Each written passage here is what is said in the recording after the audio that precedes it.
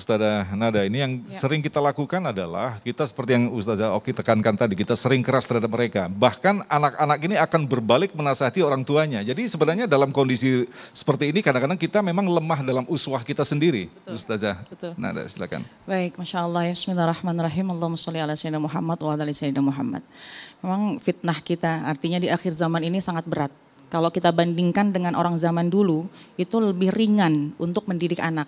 Kalau zaman sekarang fitnah sudah merajalela, tentunya lebih berat. Dan pasti permasalahan yang sering datang bagaimana nih untuk mendidik anak kok kayaknya lebih sulit dibanding sebelum-sebelumnya. Tentunya zaman globalisasi semacam ini tentunya harus ada peningkatan. Yang pertama kualitas seorang ibu juga harus meningkat. Artinya apa? Sekarang di Jakarta, di Indonesia ini sudah banyak sekali yang namanya majelis-majelis ilmu. Dan kemudian juga kalau tidak bisa secara offline, sekarang sudah bisa melalui online. Tentunya itu kita sebagai ibu yang pertama manfaatkan itu dengan sebaik-baiknya. Insya Allah dengan kita mengisi jiwa kita seorang ibu pertama untuk dengan ilmu agama, pertama paling enggak sabarnya tambah. Kemudian husnuzonnya tambah, kemudian doanya juga bertambah, amalan-amalan baik buat supaya anak kita baik juga insya Allah akan bertambah. Jadi modal pertama, ini kita harus meningkatkan diri kita dengan kualitas ilmu agama. Kemudian yang kedua, ketika kita mengimplementasikan kepada anak, perhatikan di usia berapa. Nah itu kan pasti berbeda-beda. Kita mendidik anak di usia 1-5 tahun berbeda dengan usia 10 tahun. 10 tahun berbeda dengan usia yang sudah dewasa misalnya. Dan masing-masing anak 1, anak 2, anak 3 pasti beda karakter.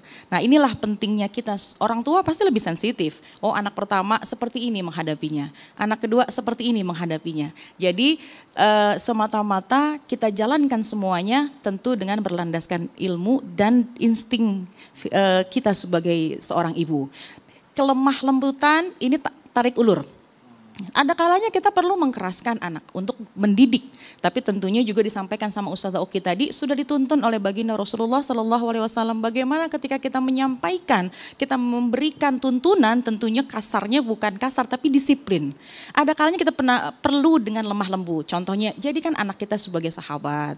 Jadikan anak kita ini sebagai teman bicara. Yang ketika kita sudah ajak bicara nanti dia akan terbuka dengan sendirinya. Jadi kalau seandainya memang kita sudah terus menerus dengan sebuah pendidikan yang keras misalnya, maka dia akan menolak.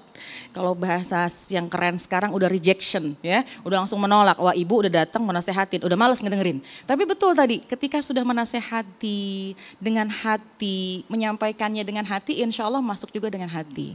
Jadi kembali lagi, tentunya kualitas dari orang tua harus meningkat agar masuk penyampaiannya kepada anak. Insya Allah anak pun juga menjadi sahabat, menjadi seiring sejalan menuju satu tujuan ridha Allah Subhanahu wa taala. Wallahu a'lam bishawab. Nah masih ada sedikit waktu, Ustazah Oki mungkin bisa menjelaskan, nah, ketika kita hadapi dalam kondisi sekarang bahwa tingkat intelektualitas itu sangat menentukan. Seringkali orang tua memang orang yang terlahir zaman dulu cukup dengan SMP dan SMA dan anak-anaknya kuliah. Nah ini akhirnya berbalik. Nah berbalik bisa jadi anaknya menasehati ibunya, ini kan secara adab, ini kurang patut begitu Ustazah Oki. Sebenarnya kita harus sepakat dulu apa sih goals dari pendidikan itu, tujuan dari pendidikan apa? Tujuan dari pendidikan sekolah tingginya anak-anak itu tujuannya adalah akhlak. Jadi semakin pintar seseorang, semakin berilmu seseorang, maka seharusnya akhlaknya semakin baik. Itu yang dinamakan sebagai pendidikan yang berhasil. Maka berarti ada yang salah mungkin. Apa yang salah? Maka pertama, daripada menyangka anaknya kenapa-napa, coba ibunya introspeksi terlebih dahulu. Mungkin selama pendidikan anak dari kecilnya ada yang salah dalam penanganan saya kepada anak. Jadi apa? Bertaubat kepada Allah Subhanahu wa taala, introspeksi diri, dan lagi-lagi yang kedua minta taufik kepada Allah. Kita bisa jadi ibu yang baik, yang sabar semuanya karena pertolongan dari Allah Subhanahu wa taala. Dan yang ketiga, anak itu darah daging kita, bondingnya kita susuin, kita bersama dengan dia setiap hari. Anak itu lembut insya Allah dengan kekuatan cinta tulus dari seorang ibu. Maka jangan putus asa wahai ibu. Anak itu cuma nakal sebentar saja kok. Jangan putus asa, insya Allah mudah-mudahan dengan doa terus menerus munajat ibu. Dengan tetesan air mata di sepertiga malam terakhir. Apapun kenakalan, anak tidak nakal ya, tapi apapun yang dia perbuat.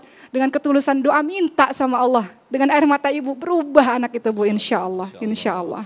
Baik, kita akan lanjutkan lagi untuk menjawab pertanyaan berikutnya. Tetaplah bersama kami dalam Isakin dipersembahkan oleh Sarung Walimor. Tentu sarung kita.